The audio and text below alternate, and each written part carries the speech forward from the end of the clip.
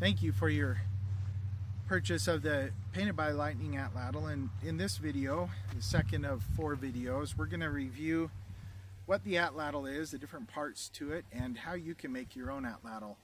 And if you're interested in learning about this a little bit more in depth, I've created an Udemy type course that you can purchase from me. And if you're interested in that,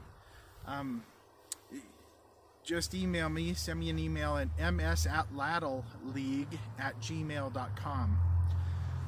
That's the organization that I've created, and we sponsor official World Atlatl Association competitions in Utah and Idaho and Montana.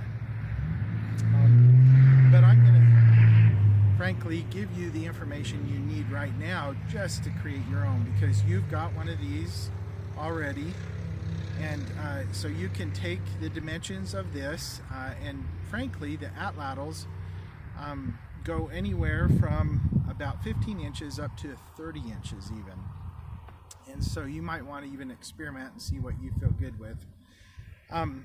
This was a piece about 1 1/8 inch by 7/8 inch. And what I did was just cut this little scoop out here, went down and across and then up again. And then on this side, I took a hardwood dowel and I used a drill bit that was about the same size, and I drilled in at an angle. Now the angle isn't super critical. I got this one because it's a little bit more pronounced than most of them I make. You drill in, and you try not to drill through this all the way. If you do, it's not a big deal. You can just glue it in well and then sand that off. But it seems to hold a little bit better this way.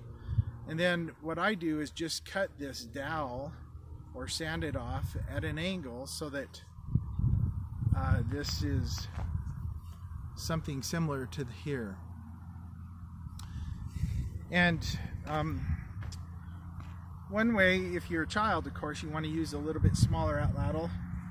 You can go from your elbow up to your fingertip and then add 3 or 4 inches. So that's a way to measure for children. With adults, you might even want to add a little bit more, because the longer your Atlatl is, the better leverage you're going to have. You throw different with different lengths of the Atlatl, and so whatever you start using, you probably want to continue to use, or just switch to another size and get used to that size. For my Atlatls, I have a little indentation right here for the finger and thumb. You go like this, and then you just wrap around the handle. That's how you hold it. Now when you throw, you don't want to hold this really firm and strong. You basically want to be able to pivot like this, so that when you throw, it pivots on here, and you don't throw your Atlatl, but it pivots with your finger and your thumb at that joint. It doesn't really matter, frankly, the width. You just want it strong enough, and you want a little bit of bend in it, not too much, but a little flex. You frankly can make an Atlatl out of wood, a branch. I make many branch Atlatls, but you can also make an Atlatl out of PVC pipe. One of my friends, Nick, on YouTube has some information on that, how to make the Atlatl with the PVC pipe. There are some people who even make it out of some more common or modern materials, carbon fiber and things like that. But I personally like the more rustic look. In fact, when I make my Atlatls, I try not to sand them a whole lot.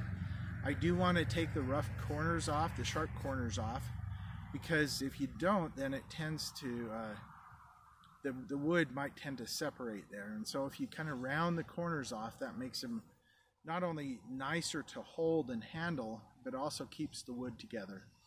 When I put the spur in, I just use a wood glue. You probably could use any common white glue. And that's basically how you make the Atlatl.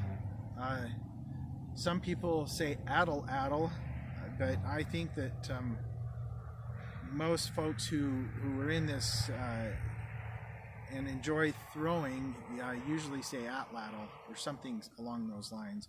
But anyways, okay, however you want to say that. A lot of people also paint their Atlatl. The Aboriginal tribes would paint it and they tell stories on it. There's something that the Vikings used called coal rosing, which is kind of tattooing of wood, where they take a very sharp knife and you don't really even cut into the wood, you just kind of separate the fibers, and then you put some oil down on the wood. We use mineral oil today. Then take some really fine coffee or really fine ashes from the fire, and you rub it on the wood, and then you take some more oil and wipe it off, and then you take a spoon or a rock that has a slow bend in it, and it's called burnishing. What you do is you separate the fibers with the knife, just go down barely at all, put the pigment in with the oil that holds it in, and then when you burnish it, the spoon or the rock, the antler, will take the wood fibers and put them back together. And that will, as long as the wood survives, that wood tattooing or the coal rosing survives as well. So anyway, there's a lot of ways that you can decorate this. That's the introduction to the Atlatl. And as I say, there's some that are very long. I tend to shoot one generally that's a little bit longer than this, probably 6 inches longer. Whatever you're comfortable with and whatever you get used to. Now we'll go on to the third video where I'll talk about the Atlatl dart.